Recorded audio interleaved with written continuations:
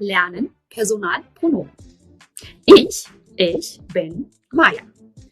Ich, kusoo dhawaada barashada luqadda Jarmalka oo aan maanta ku baran doono personal pronoun ama magacyaalo si aad u barato magacyaalada sida ich aniga, du adiga, er asiga, sie ich, aniga, du, adiga, er, asiga, sie, iyada, es, shay ama waxa nooleena loo isticmaala wir, annaga, ihr, idinka waa idinka, sie, iyaga waa iyaga.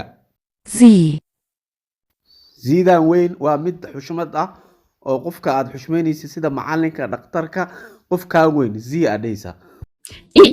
Ich bin Maya. Du bist Student. Er, der Mann, er ist Paul.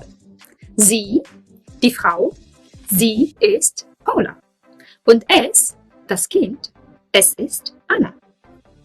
Wir alle, wir sind in Deutschland.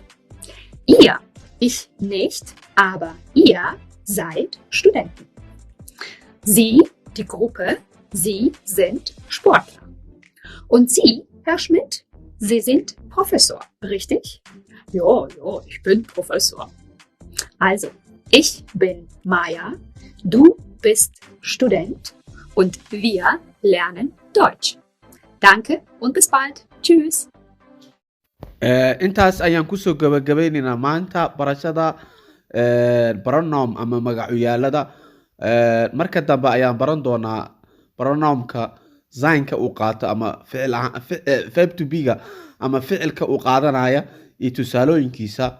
intaan ku kulmi doona barnaamij la mid ah barashada luqadda Jarmalka waa anigoo ah wariye Cabdinaasir Qujufaha isku dubaridkii barnaamij. intaan ku kulmi doona barnaamijkan barnaamij la mid ah sidaasi nabadiino.